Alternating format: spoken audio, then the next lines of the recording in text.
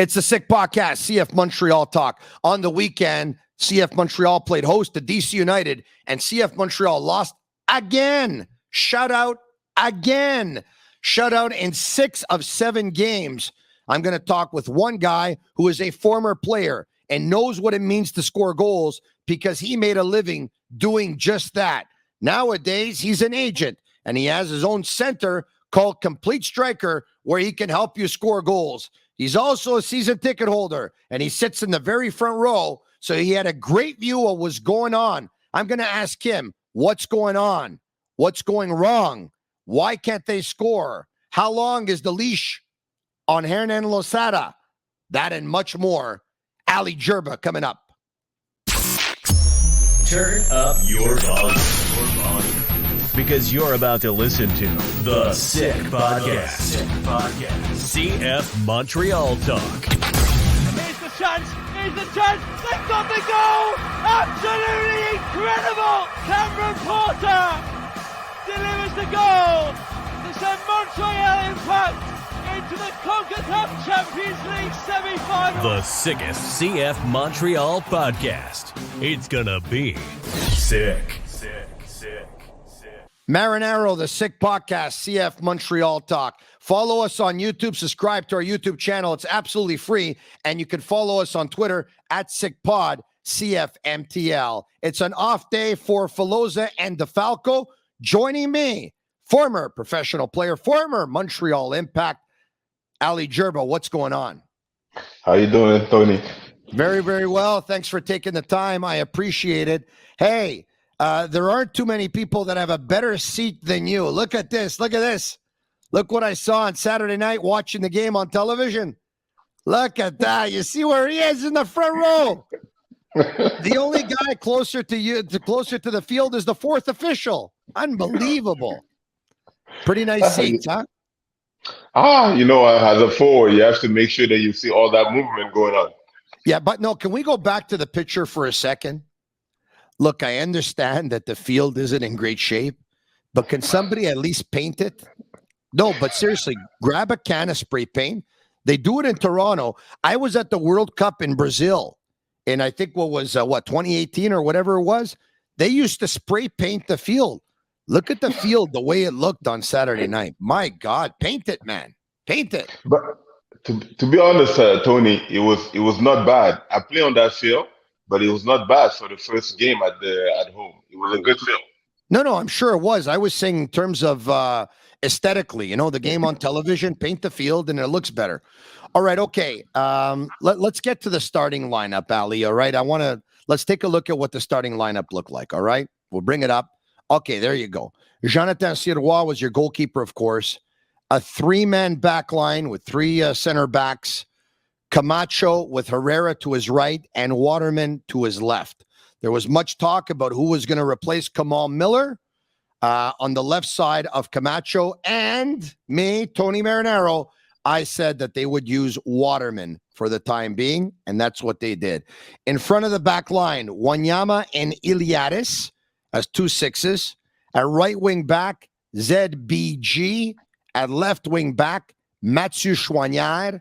And the newly acquired Duke and Ahmed Hamdi in behind Chinoso Ofor, who was your lone striker in the game. So there you have it, a 3-4-2-1 for CF Montreal. Ali, they acquired Herrera to play right back / right wing back. They played him as a center back again. And they had 3 center backs on the bench who didn't get in. Corbo didn't get in. Thorkelson didn't get in. And Jabang didn't get in. I don't understand. Well, Tony, the first question is we should ask the trainer what is behind his mind.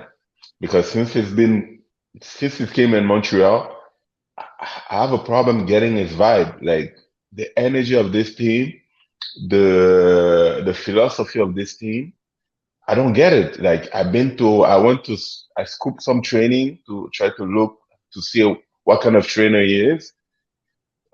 I'm getting scared and scared. I'm like, I feel like a deja vu. All my career, I see those type of trainers. So that's why I'm a little bit skeptical about him.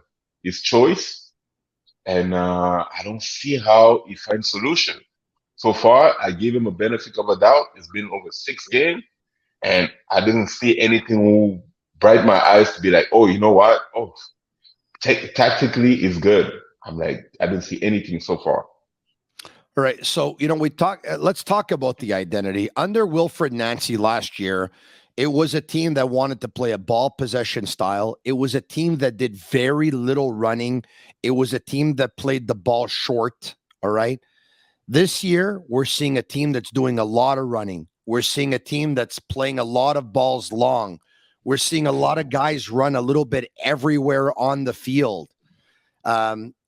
Olivier Renard, when Wilfred Nancy left, I think he was trying to tell us that the playing philosophy came from him and the coach was going to be a continuation of what they had a year ago.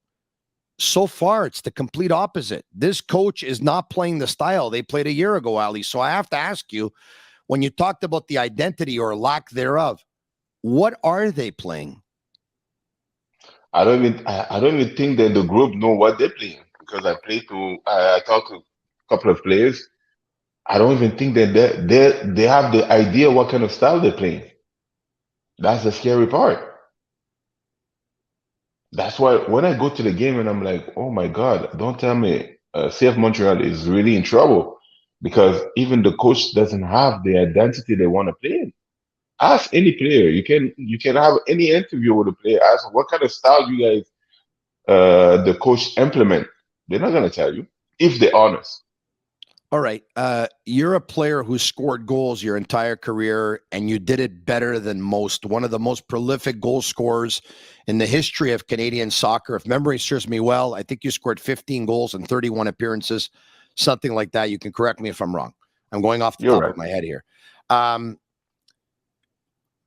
The lack of goal scoring, do you put it on the strikers? Do you put it on the mids? Do you just put it on the way the team plays? Or do you put it on all of the above? I think it's all of the above. And I go because I was at the game, the last game. First of all, I'm like, the forward didn't get himself in the position to be able to score. He had maybe one or two chances. And I can be like, you know what, as a forward, I can be like, if you don't have that many chances, you get excited in front of the goal. That's one. Second time, I'm like, how many good balls did he receive? None. And I think that it was more working defensively for the team, fighting instead of getting himself on a good position to be able to finish. So for me, I think it's all those that are above. Make sure that makes sense that this team is not scoring goals. Ali, based on what I see here, it almost seems like it almost seems like the striker working for the team, coming back to support the middle, sometimes coming back and dropping back even more than the guys in the middle, is more important to them than the striker putting himself in a good position to score goals. I mean, if the striker is going to come back all that much, by the time he gets a ball, first of all, by the time they recover, he's not going to be in the position to receive the ball. And secondly, he'll probably have no more gas left in the tank because of all the work that he had to do. But first of all, that's one problem because when you're dropping so low to get the ball, that one thing for me, he talked to me straight, is it doesn't receive that much ball, so he want to be implicating on the field as a forward. So he has to come and try to get that ball because he needs to get it to stay in the game. Because if you don't touch the ball in front, you're not gonna touch that ball, and when you're gonna receive it, you're gonna try to rush things. So he needs to get to stay in the game. So that's one of the part. Then I say maybe dropping because he doesn't receive that much ball, and it's true. Most of the ball that he gets because it was fighting. He's a big guy, fighting, getting those balls, and try to put his mark on the field. Mm-hmm. But the team, I didn't see anybody who brought him the ball. Like last year, you have a couple of guys, and you know what? Very easy for them to bring the ball forward. Ismael, was bringing the ball like easy in front for the forward. Mihailovic. Exactly. So you have a different guy. Torres will bring another dynamic from the to the game. They have a different people that was bringing ball in front. So now I don't see that. I don't All see right. that. All right. So I'm going to ask you to break down a couple of strikers, okay? Break Yes. down Ofer for me. We know he's big. We know he's strong. We know he doesn't have great feet. We know his coordination is comme ci, comme ça. We know what they're trying to do. They're trying to play balls over the top for him or get crosses onto his head so he can head it in. He has one goal on a header out of the 3 goals they've scored thus far this season. But what can you tell me other than what I just said about this player? What are you seeing? You know what? You say it all already. I think that you've been on the soccer long enough, then you have a good sense of the games. So I'm agree with what you say. I cannot say anything more. The reason is what? Why we don't play on his talent? If he's not good with his feet, why we not crossing more the ball? How many cross did you see the last game? He doesn't have great feet. Stop playing to his feet. Thank you. But implemented what is good at it. He's very strong in the air. You know the other the other forwards on the other team his timing was perfect on the headers to flick the headers. Benteke. Benteke it was unbelievable. Watch the game every time. Then he was flicking that ball. It was going straight to the man. Who But was one of the architects of the goal, by the way, and we're going to get to that in just a minute. All right, okay. I can't wait to hear your opinion of Sanusi Ibrahim. oh my God, that's for me. I was expecting a lot from him, to be honest, on a personal level, because I thought and he have something that you know what, a little bit tricky, quick on his feet. But the more and more I see is fit, they're very poor because even when he came in, the first couple of times that he touched the ball, he over pushed the ball outside the field. His process was, I don't even know why they changed him. Why they put him on the field? Because he didn't bring anything to the team. And Not most only of that, when they put him on to replace Zachary Broguillard, he was almost playing like a wing back instead of playing like a striker. But I'm going to tell you something about Sanusi. Just my opinion. He's carrying a lot of weight. When he's running, it looks like he's running with a house on his back. It's like it takes a while to get in motion for the guy. I mean, he reminds me of Lukaku now instead of what Lukaku was 4 or 5 years ago. I think he's built more like an American football player than a European football player, number one. Number two, and I say this respectfully, by the way, okay? Because I mean, I'm not one to give opinions on fitness, but that's what I see. Number two, I don't see a goal scorer's mentality. I'm going to give you an example. He gets a ball down the right side. He's close to the box with time and space. He starts trying to pass the ball or he tries to shoot the ball at the goalie, take the space, enter the box. If you're fouled, it's a penalty kick. It just seems to me he does not have offensive instincts. It's not true because I gotta tell you something. When you jump in a game like that as a forward, and plus that they're not even playing you at your position, you have to adapt to all that stuff. Because when I see him coming in, I was like, why they put him on the wing? Because it's not like he's been playing there. He's a forward. That's a good point. Now he's got to do the things not that he's used to doing, but the things that the coach is asking him to do from the position in which he's playing him in. There you go. And me, I'm gonna tell you, it's not for me. I'm agree with you. It's not a game fit. I don't see a guy who's game fit because one of my friend was passing. I was not gonna mention his name, the same comment than you just say. He did it. It's like, Ali, this guy looked like he's already on a retirement plan. That was his comment. Look, I know he finished very well in preseason, but based on what I saw last year and based on what I saw in 2 games that he played in the PLSQ where he wasn't able to get on the score sheet either, I don't know if going out to get this player was actually necessary. I'll tell you right now. You ready for this? Yeah. I'm more impressed with Loic Quemi of CS Saint Laurent, who plays in the PLSQ, than I am of Sunusi Ibrahim. Hold on a second. Look at me with a straight face and tell me I'm wrong. You're wrong, Tony. You know what? I do believe that the guy is not on the best environment to be able to perform. As a forward, when you don't have a lot of starting game, you know what? You're coming from far, and this is more about what you make your player, how you get your player get ready for the game when the time comes. But this guy doesn't look like he's ready to play. You talked about the balls Mihailovic was giving to Kyoto last year, all right? Yes. Bryce Duke, it was his first game. I thought he was one of very few, if not the only bright spot on the team. I was encouraged. I'm not agree because for me, my son, I was at the game with my son, and my son told me, "Oh, the number 10 is good." I'm like, "What do you mean it's good?" When I break down his game, I didn't see him do the deadly pass.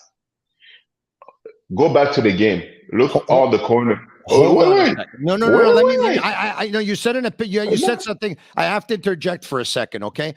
He got one practice in on Friday afternoon. He's still trying to understand how they play, how the striker plays, where he's making his runs. I thought he carried the ball with confidence. I liked what I saw from Bryce Duke.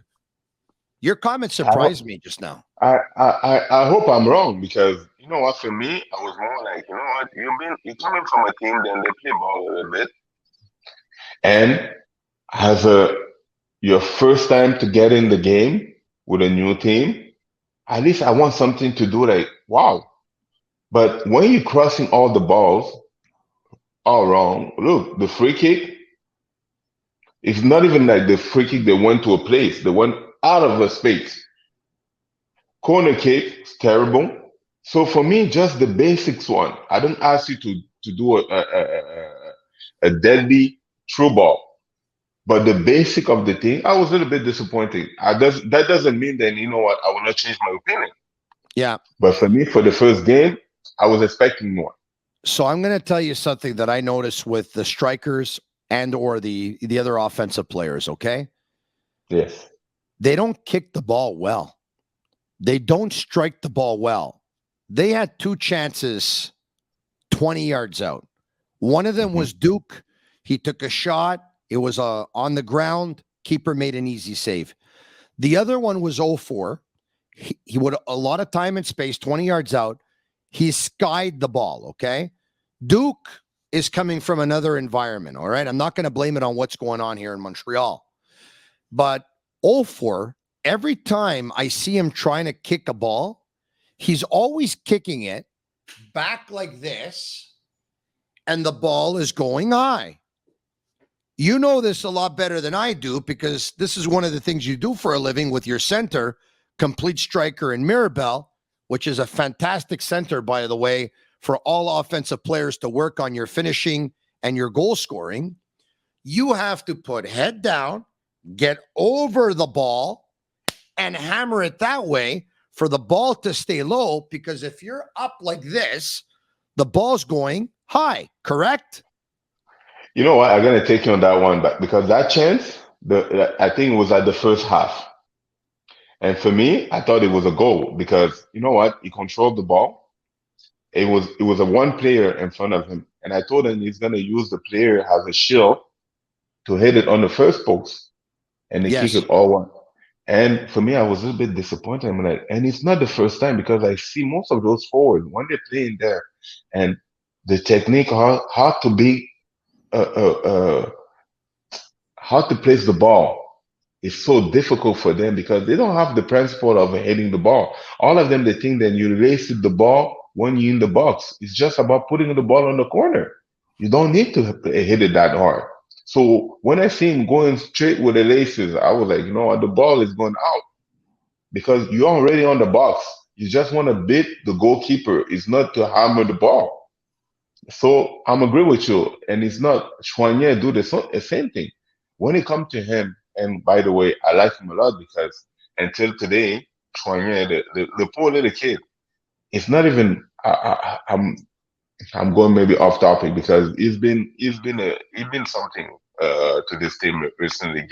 He play everywhere, and I think that because the coach didn't have the smartest to find him a position, and that's why he keep putting him on different position. They've made him a jack of all trades. So far this season, he's played 6, 8, 10, left wing back and right wing back. Exactly. And I don't think he's doing a good job for us, but I don't think that they should be moving him that's all over the place because you don't find anywhere to play in. If I was coaching a team and their record is what it is, and they have a hard time scoring goals, I'm doing specialized training with the strikers. I'm getting Eddie Sabrango, if not during the practices, maybe a little bit of overtime to stay with the strikers. And these strikers, they are kicking 300-400 balls a game, a practice. Left, right, top of the box, outside the box, in the box, 300, 400, 500 shots. I mean, Eddie Sabrango was promoted to an assistant coach's job on this team, right? Yes. I mean, what responsibility do they give him? Work with the strikers, no? And I haven't been to all the practices, so I don't know if he does or if he doesn't. But if he does, well, you know, there's some share of responsibility here. If he doesn't, you got to start doing it. No? Me, the only thing I can talk about myself because even that, I contact them to be able to work with the four because I think that I want to. You see me at the game with on the 23. I went there and watched the game, and I'm like, you know what? I can bring something to them because those kids they need to learn how to kick, and plus that, the professionals, the first team, a lot of those guys they don't know how to kick the ball. And people they think then is you're gonna learn that because you play games. Me, I have no shame. I learned how to kick the ball. I was 23 years old. And you're right, Ali. I'm going to give, for example, a parallel, okay? Everyone knows how to take a golf club and hit a ball, but not everyone has the right technique. And that technique, you have to keep on practicing it every day. Exactly. And perfect it. And I love my local team. What I did, and I went to you know what I tried to reach to Olivier Renard to be able to give them the best help that I can help because for me I do care about this team. I want them to be a good team. So for when it comes to 80, I don't know really what is obligation they are to at training or not. So, but it's true that somebody needs to do a work, and especially with those young kids to be able to get better at finishing in front of the net. Ali, you know, you just talked about how much you love the team. Of course you do. You're a former Montreal Impact, and you will always be. You know, I've been covering this team for over 20 years. There's been some highs. There's been some lows. I can't recall it ever being this low. I mean, they've hit rock bottom. 2 weeks ago on Apple TV, the commentator is saying that there's no easy game in the MLS unless you play the Montreal or unless you play CF Montreal because they're really, really bad. This past weekend, Julian de Guzman, who you know well, of TSN, called it an embarrassment to the game It's embarrassing for the fans. And he called Losada's football anti-football. And he said that there's no passion for the game out there whatsoever. And it goes against everything we want football to be. I mean, this is the Guzman this past weekend, the commentator from Apple TV the week before. The fans, if you search CFMTL on Twitter, you're going to be scared to read some of the tweets. If you take a look at CF Montreal's Instagram account or their Facebook page, after they published the final score, some of the comments, this is not good, Ali. You know, and you know what? Julian is a friend of mine, and I love him to death. You know what? He said the truth. Me, I take off my hat as a even ex Montreal player. I talk as a season ticket owner. The show that I went to see on the opening day at Stade Saputo was crap. And I pay my ticket. Nobody give me a discount or whatsoever. I pay my ticket, and I'm very proud of them. You know what? When I'm talking as a fan of the team, and I'm like, you know what? Last season, they make us proud. And those young kids, dynamic. Big time, You know Ali. what? Big time. I was sitting there, I have goosebumps and everything. And when people talking about my team, you know what? You're proud. And Julian is my friend. You know what? I got upset when I heard that. But the thing is, I have to look at the truth. Ali, when they lost that playoff game versus New York City FC and were eliminated at Stade Saputo, at the end of the game, I stood up and I clapped. That team deserved the ovation last year, even in defeat. Second in the East, third in the league, got beat by a better team in the playoffs or a team that played better on that day. But man, they made us proud. They gave everything they had and more. But now, I don't see an identity. I don't see a philosophy. I don't see a passion. And the goal that they gave up, 0-0 at halftime. They start the second half. They make one change. Lassiter comes in for Iliadis. Chouanier moves over. He plays as a CDM next to Wanyama. Lassiter plays left wing back. We were told that he could play the left wing, but he was most comfortable as a second forward, and he played left wing back for 45 minutes, or actually for about 20 minutes, and the final 25, he played right wing back. I ne rien comprendre. I don't understand nothing anymore. But there's a set play from DC. They start at the kickoff. They pass the ball back. They all run into the box like a herd of sheep. The goalkeeper comes up. He boots it downfield into the box. Benteke, experience, very smart. He gives a push, a tug to Camacho. He touches the ball to Funtas, who, by the way, I thought Funtas was the best player on the field on the weekend. Funtas passes it back, a shot off the post. O'Brien runs into it, picks up the rebound, scores. 11 seconds into the half. Coach Losada at the end of the game says, we weren't ready to start the second half. The guys, they didn't have the motivation to start it. He's probably saying the truth, Ali. They were obviously, the focus was off. They weren't ready. What do you mean? I don't know if he should have said What that. do you mean? What do you mean he said the truth? Me, when you say that, you don't want to be stepping up and take responsibility of your act. How come you should have been me? I thought that he would get fired at the second half. You should get fired at the second half because you cannot have an attitude of this coach coming there nonchalant, no passion whatsoever, and it's every time then he change. I don't see the difference on this change. When he come there, he always last time he got me. You know what? He got me pissed off because he's like, you know what? He blamed on the team. Not one time he's like, you know what? I step up. It was my mistake. I want to hear one time he say it's my mistake Well, because this I is put. what I'm, Ali, this is what I'm trying to get at, okay? When he says that the guys weren't ready to play the second half, and we weren't ready at the start of the second half, hey, what happens at halftime? A coach goes in, he makes the tactical adjustments, and he Thank you. motivates his team to go out firing on all cylinders in the second half. When he says they weren't ready to start the second half and they lacked motivation, this reflects very badly on him. Yeah, I will tell you something from the dressing room. I've been to some team and I've been to certain team in Montreal with a different coach. Then the coach will come and point at you to be like, listen, if you don't get there and give me what you're supposed to be giving me, you're getting out of that field.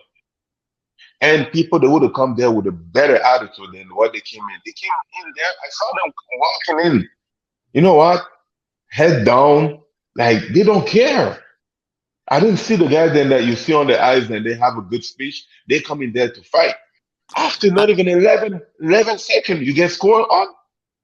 I'm like, no. And at home, I was like, you know what? You should have get fired right there.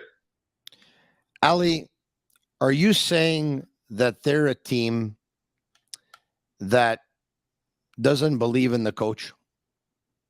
Yes. And it comes from a training ground. I will tell you, for whatever vibe that I'm getting it, a lot of players that lost confidence on him because he's making some change and people don't understand. He's not doing certain changing during the game. Then people they're like, "What's going on?" We're expecting him to be a leader, and nothing happened. Well, the one thing I didn't understand was, and I've said this was, so Choinière starts at left wing back. Zachary Brault-Guillard starts at right wing back. To start the second half, now Sanusi's playing right wing back. Then they make another change. They have Lassiter playing left wing back. Then they switch over Lassiter. They put him at right wing back. Then they take Choinière, who they had put at a 6. Once they put Zouir as a 6, then they put Choinière back at left wing back. I mean, they changed left wing backs and right wing backs so many times in this game. One of the guys, once again, they got to be a right back / right wing back was Herrera, who keeps playing as a center back and a 3-man center back with 3 center backs on the bench who never got in. And you know what? You talked about that passion. This coach has to get upset every now and then, even if he wants to fake it. Try to light a fire under your team. Get upset. Kick a garbage can if you have to. You know what? Get in the referee's face. Get in the fourth official's face. Get up from your bench. Pace inside of your box. Get carded from the ref if you have to, but you gotta get involved. He looks lead by defeated. example. Lead by example. I don't ask you to be the best talker. I want to feel like, you know what, this guy want to win. Me, I see this guy the whole. I was there at the game. I watch him. You know what, the whole game. I just see the guy walking through his line.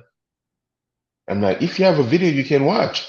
I was like, you know what, I don't get any passion, and he just showed me the chaos, the player going on this dressing room, because this guy have no leadership to be able to do something that people believe that, you know what, every time he made a change, it brought it some different level to the game. I have good news for the coach. I have good news for the coach and for the fan base. And I say this with all due respect to Vaughan Azzurri. They're lucky that Vaughan Azzurri is coming into town. And I know that anything can happen in a soccer game, but I really believe that CF Montreal will win, and they will win convincingly. There's no doubt in my mind. Because if they lose to Vaughan Azzurri, well, then you take the key, you put in. I mean, come on, let's be honest. They're not going to lose to Vaughan Azzurri, right? So the good news is that if that Canadian Championship game doesn't take place this week, all right, then you have the entire week leading up to that game versus the New York Red Bulls next week on Saturday. But this game comes at the right time for CF Montreal, because they're going to win this game, and they'll take that win. They'll silence some of the critics, and hopefully they'll use it as a little bit of confidence going into that game against the Red Bulls, right? I don't believe that. It depends how you're gonna win that game. It depends how you're gonna win that game because even me as a season ticket holder, I want you to win that game convincingly with a good football. So far, I didn't see that. You I don't want know them how to they're look. gonna win it. You want them to look like what the Harlem Globetrotters do to the Washington Generals on Tuesday night in that Canadian Championship game. Yes, I want somebody to be like, you know what? That's the time to show people then, you know what? We can punish them. Because I don't want to go there and, you know what? You get a win 1-0.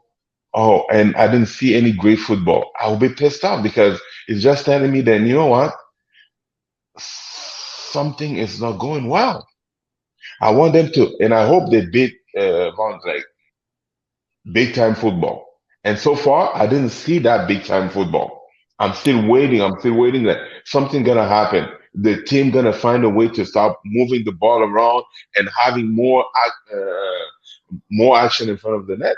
But All so right, far, so let me ask you this. You stated that you believe there's a coaching problem. You stated your reasons why you believe that Hernan Losada is not the man of the situation. Mhm. But I have to ask you this.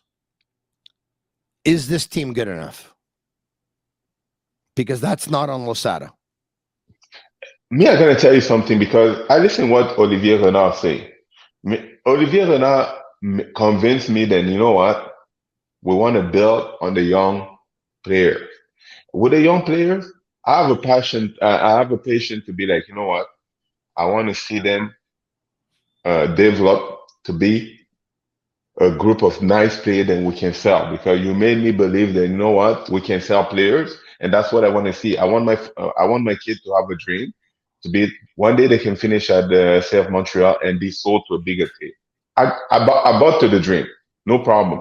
But That's cool, but that doesn't sell too many tickets and that doesn't inspire a fan base all that much. To tell the fan, yeah, hey, we want to play young players. We want to develop young players. We want to sell young players. When you can sell that to a fan, when you can continue to win every year, and you could do it, and you win every year, and you could do it, and you win, and you could do it, and you win. But if you finish up, as one of the best teams one year, and then you sell your top three elements, and then you don't really replace them adequately or not at all, and then you lose, and you finish, probably near the bottom of the league, if not the bottom. It's not going to go over very well, Ali. It hasn't so far. But that's what I have to blame now the coach because you brought they sell us a coach. Me, I want to see a coach that who's gonna bring and who's gonna come. I'm gonna see the mentality, the way of playing, the style of playing. If I would have seen that, I would have like you know what? No, they have a good foundation they can build on it. Listen, last coach built the foundation.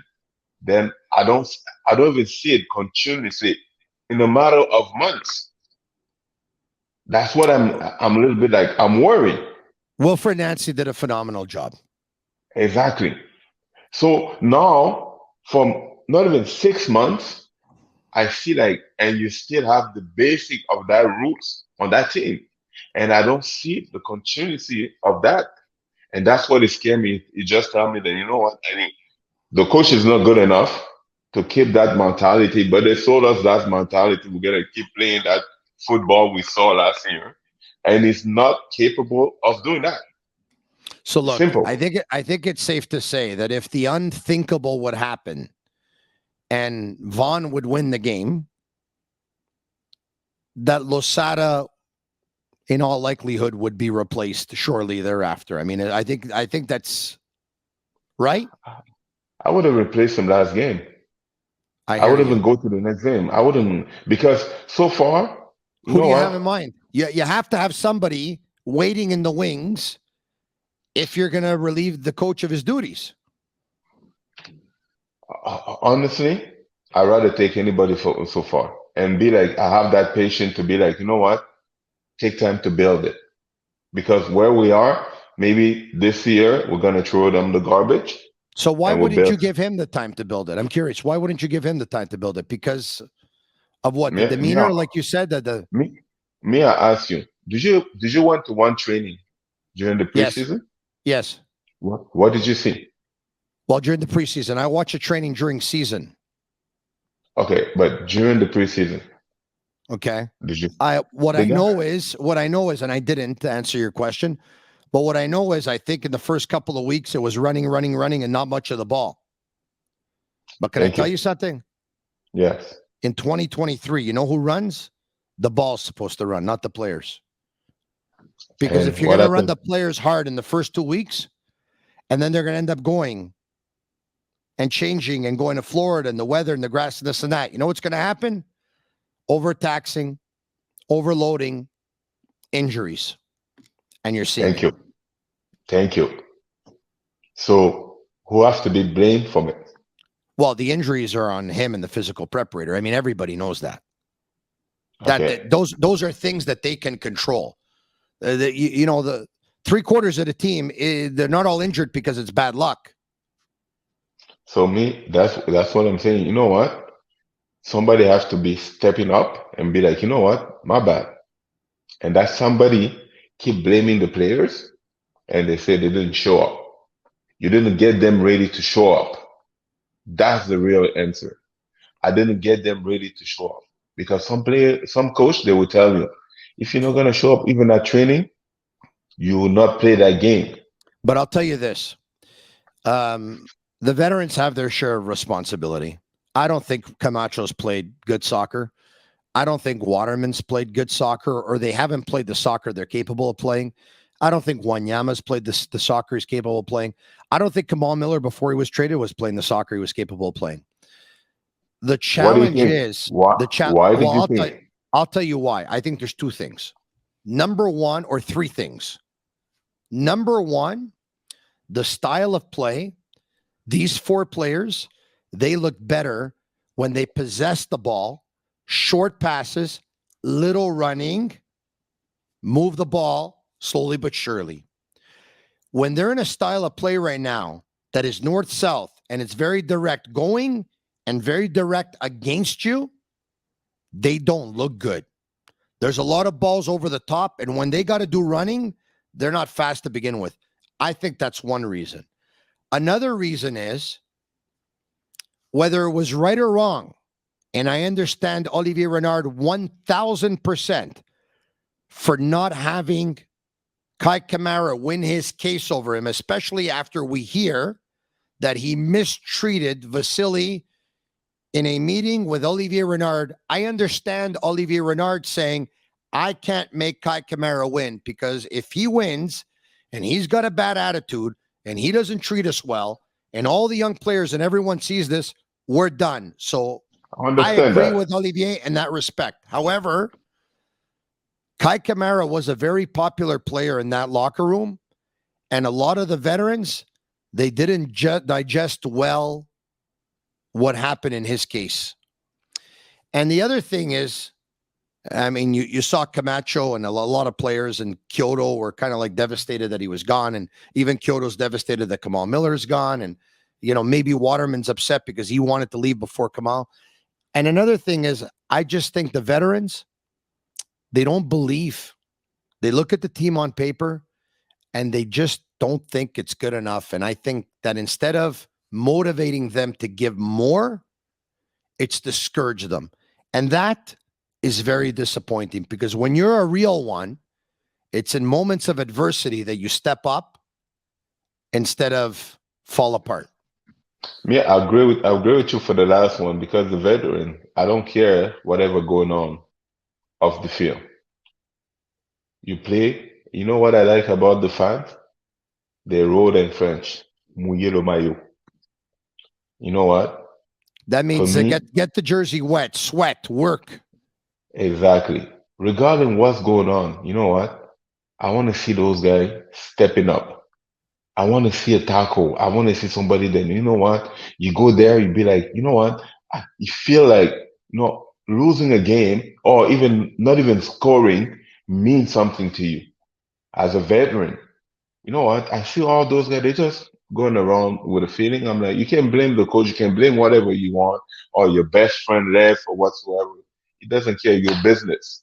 You have to handle your business the day of the game. That's it. I didn't care. They're benching my friend. They didn't put him on the roster. I have to go there and score goals. That's my job. He's a former professional player. He's one of the best Canadians ever to score goals. He was amazing at it. Some of them came with the Montreal Impact. He's a player agent now with AMA Sports Management. He has his own center where a lot of his players and other players train out of every day, called Complete Striker in Mirabel. And he's a season ticket holder of CF Montreal. You saw those seats. And I love the guy because as a player and now after his career, he says what's on his mind. He doesn't hold any punches, and he isn't afraid to speak his mind. Ali Gerba, thank you very much. Thank you, Tony. Appreciate it. So thank you for inviting me. It's always a pleasure talking to you, and it's always steamy conversation. Thank you very much. Ali Gerba, there you have it, the Sick Podcast. Follow us on YouTube, the Sick Podcast, CF Montreal Talk. Subscribe. It's absolutely free. And follow us on Twitter at SickPod, CFMTL. We'll be back in a couple of days following that game versus Vaughan Azzurri. And that's a wrap. Hope you don't miss us too much until next time. Follow the Sick Podcast, CF Montreal Talk on YouTube, Instagram, Facebook, Google Play, and Apple Podcasts.